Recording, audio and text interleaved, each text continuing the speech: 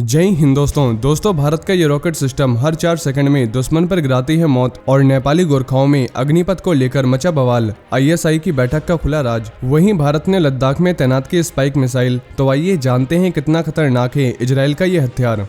दोस्तों डीआरडीओ और Indian army ने पिछले कुछ दिनों में उड़ीसा के बालासोर और राजस्थान के पोखरण में इनहैंस्ड रेंज पिनाका सिस्टम का सफल टेस्ट किया है। टेस्टिंग के दौरान मिसाइल सिस्टम ने पूरी सटीकता के साथ परफॉर्म किया है और टारगेट को तेज स्पीड से बर्बाद करते हुए सभी फिक्स्ड स्टैंडर्ड्स को पूरा किया है। साथ ही इसे बनाया है नागपुर स्थित इकोनॉमिक एक्सप्लोसिव लिमिटेड ईईएल कंपनी ने। कंपनी के चेयरमैन सत्यनारायण नुवाल ने बताया कि डीआरडीओ ने अपनी टेक्नोलॉजी हमारी कंपनी से शेयर की थी। इसके बाद हमने इस रॉकेट को निजी तौर पर बनाना शुरू किया। पीएम नरेंद्र मोदी के आत्मनिर्भर भारत योजना के तहत पहली बार किसी निजी कंपनी के रॉकेट को सेना ने स्वीकार किया है। ये डीआरडीओ की गाइडेंस और भारतीय सेना के लगातार सपोर्ट की वजह से संभव हो पाया है। अब रूस से इन रॉकेटों को मंगाने की जरूरत नहीं पड़ेगी। वहीं नए वर्जन की उड़ान क्षमता, नेविगेशन, सटीकता और स्पीड में भी बढ़ोतरी हुई है। पिनाका को लॉन्च करने से लेकर टारगेट को हिट करने तक radar, electro optical targeting system और टेलीमेट्री सिस्टम सब पर नजर रखी गई थी और इस रॉकेट सिस्टम का नाम भगवान शिव के धनुष पिनाक के नाम पर रखा गया है। पिनाका रॉकेट सिस्टम 44 सेकंड में 12 रॉकेट लॉन्च करती है, यानी करीब हर 4 सेकंड में एक रॉकेट। 214 कैलिबर के इस लॉन्चर से एक के बाद एक 12 पिनाका रॉकेट दागे जाते हैं, यानी दुश्मन के ठिकाने को कब्रिस्तान में बदलने के लिए सबसे बेहतरीन हथियार है। ये रॉकेट लॉन्चर 7 किलोमीटर से लेकर 90 किलोमीटर दूर बैठे दुश्मन को नेस्तनाबूद कर सकता है। रॉकेट लॉन्चर के 3 वेरिएंट्स हैं। MK1 ये 45 किलोमीटर, MK2 लॉन्चर से 90 किलोमीटर और MK3 वैसे ये अंडर डेवलपमेंट लॉन्चर है, लेकिन इससे भी 120 किलोमीटर तक हमला कर सकते हैं। इस लॉन्चर से छोड़े जाने वाले पिनाका रॉकेट के ऊपर high explosive fragmentation, cluster bomb, anti personal, anti tank और लैंडमाइन उड़ाने वाले हथियार लगाए जा सकते हैं और ये रॉकेट 100 किलोमीटर तक के वजन के हथियार उठाने में सक्षम हैं। साथ ही डिफेंस मंत्रालय के मुताबिक 6 पिनाका रेजिमेंट में automated gun aiming and positioning system के साथ 114 लॉन्चर, 45 कमांड पोस्ट भी होंगे और रॉकेट रेजिमेंट्स को 2024 तक ऑपरेशनल करने का प्लान है। वहीं लद्दाख में चीन के साथ पिछले 2 साल से जारी तनाव के बीच भारत ने स्पाइक मिसाइल को तैनात कर दिया है। दोस्तों spike anti tank guided missile है जो किसी भी टैंक या आर्मर्ड व्हीकल्स को पलक झपकते ही बर्बाद कर सकती है। ये मिसाइल इतनी खतरनाक है कि इसे बस निशाना लगाकर दागना होता है, फिर ये आगे का काम खुद ही कर लेती है और टारगेट का पीछा करके मारती है। इसी कारण स्पाइक को फायर एंड फॉरगेट मिसाइल भी कहा जाता है। इसकी दूसरी सबसे बड़ी खासियत यह है कि इसे कई तरह के लॉन्च प्लेटफॉर्म से दागा जा सकता है। स्पाइक को कंधे पर रख के लॉन्चर्स, हेलीकॉप्टर और ट्राइपॉड से भी दागा जा सकता है। इतना ही नहीं, इसे सेना के टैंक पर भी फिट किया जा सकता है। इस मिसाइल को हाल ही में लद्दाख में हुए मिलिट्री एक्सरसाइज के दौरान एक सैनिक के कंधे पर देखा गया है। एंटी टैंक मिसाइलों की ताकत दुनिया ने हाल ही में रूस यूक्रेन वॉर में देखी है, जहां अमेरिका से मिली जेवलिन मिसाइलों ने कोहराम मचा दिया था और स्पाइक मिसाइल को जेवलिन से भी खतरनाक एंटी टैंक मिसाइल माना जाता है और इंडियन एयरफोर्स इनमें से स्पाइक NLOS वेरिएंट खरीद रही है। स्पाइक NLOS स्पाइक फैमिली का सबसे एडवांस वेरिएंट है।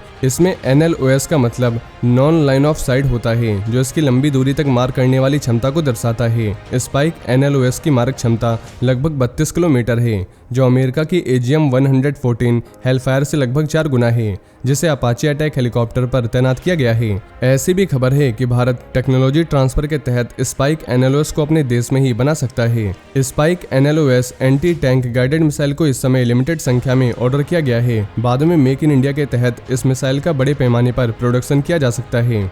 वहीं अलकायदा का मोस्ट वांटेड आतंकी अयमान अल जवाहिरी की अमेरिकी ड्रोन अटैक में मौत के बाद अब पाकिस्तान और तालिबान में तनाव का माहौल पैदा हो गया है। तालिबान ने आरोप लगाया है कि पाकिस्तान ने एयर स्ट्राइक के लिए अमेरिका को अपने एरोस्पेस का इस्तेमाल करने की इजाजत दी थी। तालिबान के डिफेंस मिनिस्टर ने रविवार को दावा किया कि अमेरिका के ड्रोन पाकिस्तान के हवाई रास्ते से अफगानिस्तान का रुख कर रहे हैं। साथ ही उन्होंने बताया कि अमेरिकी ड्रोन अफगानिस्तान तक पहुंच सकें, इसके लिए पाकिस्तान ने उसे अपना एरोस्पेस इस्तेमाल करने की इजाजत दी थी। हालांकि पाकिस्तान ने हाल ही में काबुल में अमेरिकी हवाई अटैक के बाद ऐसे आरोपों को खारिज कर दिया था और अमेरिका ने अफगानिस्तान के काबुल में छिपे बैठे अलकायदा के सरगना अयमान अल जवाहिरी को एक ड्रोन हमले में 2 अगस्त को मार गिराया था। अफगानिस्तान के डिफेंस मिनिस्टर मुल्ला मोहम्मद याकूब ने काबुल में एक प्रेस कॉन्फ्रेंस में बताया कि अमेरिका के ड्रोन पाकिस्तान के रास्ते अफगानिस्तान में एंट्री ले रहे हैं। हमारे इंटेलिजेंस सिस्टम के मुताबिक ड्रोन पाकिस्तान से अफगानिस्तान में आ रहे हैं। हम पाकिस्तान से बोलना चाहते हैं कि अपने हवाई क्षेत्र का इस्तेमाल हमारे खिलाफ न करें। तालिबानी ऑफिसर के इस बयान पर पाकिस्तान के विदेश मंत्रालय से फिलहाल कोई जवाब सामने नहीं आया है। हालांकि पाकिस्तानी ऑफिसर्स ने ड्रोन अटैक के लिए अमेरिका की मदद करने की बात से साफ इनकार कर दिया है। वहीं भारतीय सेना में भर्ती के लिए शुरू की गई अग्निपथ योजना को लेकर नेपाल में सहमति नहीं बन पा रही है। भारत ने नेपाल सरकार को इन्फॉर्म किया था कि वह 25 अगस्त को बुटवल और 1 सितंबर को धरान में गोरखा सैनिकों की भर्ती करना चाहती है।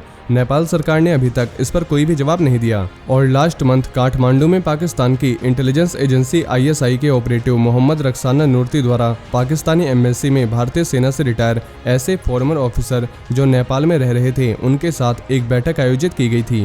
बैठक का मकसद अग्निपथ को लेकर नेपाली युवाओं में गलत संदेश देना था और गोरखाओं को बतौर अग्निवीर भर्ती होने से रोकना था। अब भारतीय सेना में गोरखा भर्ती को लेकर पेच फंस गया है। हालांकि थर्सडे को Indian ministry of external affairs ने बताया कि लंबे समय से नेपाली युवाओं की भारतीय सेना में भर्ती हो रही है और आगे भी अग्निपथ योजना के तहत नेपाली युवाओं को भर्ती किया जाएगा। भारतीय सेना की गोरखा रेजिमेंट में ब्रिटिश शासन के बाद से ही भर्ती होती रही है। अब अग्निवीर योजना को लेकर नेपाल सरकार कुछ क्लियर नहीं बता पा रही है। बुटवल में गोरखा जवानों की भर्ती पर रोक लग गई है। इस मामले में दोनों देशों के बीच कोई कॉमन सॉल्यूशन निकालने की कोशिश जारी है। काठमांडू में नेपाल के विदेश मंत्री नारायण खड़का और भारतीय राजदूत नवीन श्रीवास्तव के बीच बातचीत हुई है। नेपाल में कई राजनीतिक दलों ने इस मुद्दे पर आवाज उठाई है। उनका कहना है कि भारत को आर्मी रिक्रूटमेंट प्रोसेस में बदलाव करने से पहले नेपाल से बातचीत करनी चाहिए थी। आखिर 4 साल के बाद अग्निवीर कहां जाएंगे? वे बेरोजगार हो जाएंगे।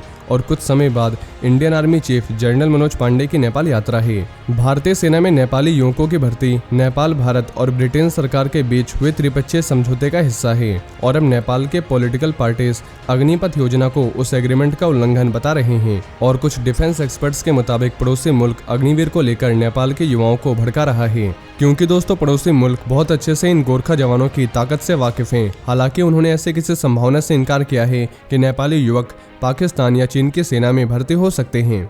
और आपको जानकर हैरानी होगी कि गोरखा जवानों की जितनी सैलरी और पेंशन मिलती है ये नेपाल के डिफेंस बजट से भी कहीं ज्यादा है। और ये भी एक बड़ी वजह है क्योंकि अगर गोरखा अग्निवीर बनेंगे तो इससे नेपाल की आर्थिक स्थिति पर भी फर्क पड़ सकता है। तो दोस्तों ये थे आज के कुछ बड़े डिफेंस अपडेट। वहीं अगर आप भारतीय सेना से जुड़ी ऐसी और भी जानकारी जानना चाहते हैं तो आपको हमारे दूसरे चैनल डिफेंस एनालिसिस पे मिल जाएगी, जिसकी लिंक आपको नीचे डिस्क्रिप्शन में मिल जाएगी।